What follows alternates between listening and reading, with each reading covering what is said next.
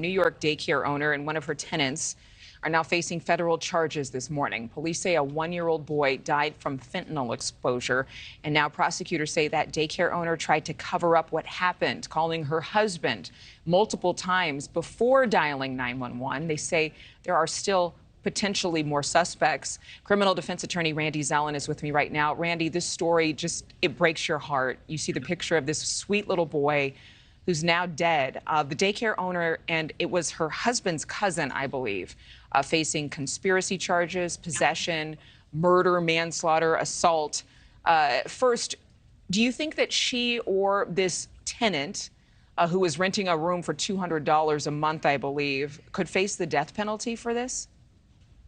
I think this is probably more of a situation where, because of the federal sentencing guidelines and the United States Code, there's going to be a minimum mandatory 20 years to life.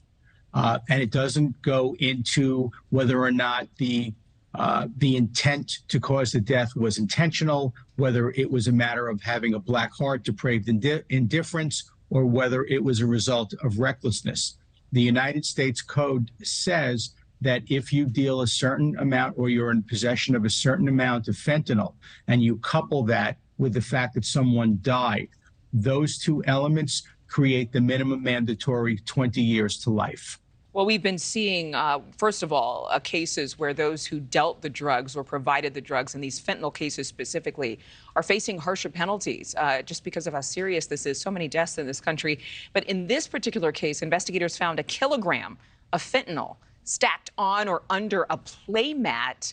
And apparently the woman who owned this daycare, Gray Mendez, her defense team is saying that she didn't know. She was unaware these drugs were being stored. Is that a defense? Well, it certainly is a defense. The question is going to be whether or not it is a viable defense. All great trial lawyers are great storytellers.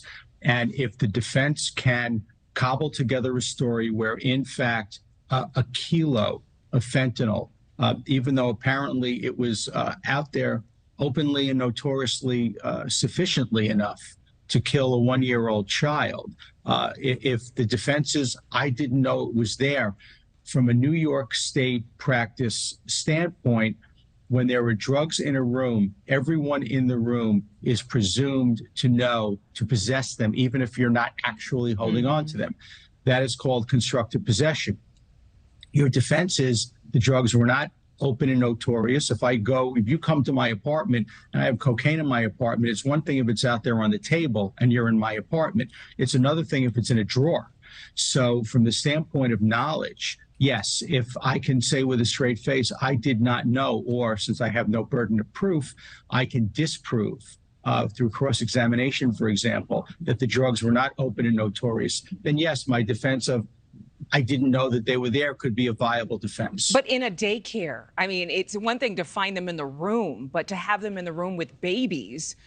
The daycare just passed a surprise inspection from the city. Would New York City face any legal action because of this? Just, checking off the box that this place was clean. Certainly the easy answer is going to be yes. From a civil standpoint, not that you can bring a child back, but you sue everyone. And then the question is going to become, did the city know? That's horrifying. Or should the city have known, which is almost as horrifying. So yes, if a recent inspection had been done and the proof would show that this was an ongoing and continuous course of doing business, the dealing of fentanyl, then yeah, the city is potentially going to be on the hook, because that would be, to put it kindly, when we talk about negligence, we're talking about failing to exercise a standard of care. So missing a kilo of fentanyl in a daycare center would, at a very minimum, be evidence of negligence. And it may be a wake-up call to the city of New York, especially in these larger cities where we're seeing more drugs being dealt. San Francisco, Los Angeles, New York City, where inspectors might have to be able to do a fentanyl test as required by law because of how much these drugs are being used, unfortunately. Randy Zelin, thanks for being here with us. We appreciate it. Thank you for watching. Go to newsnationnow.com to find News Nation on your television provider. And don't forget to click the red subscribe button below to get more of News Nation's fact-driven, unbiased coverage.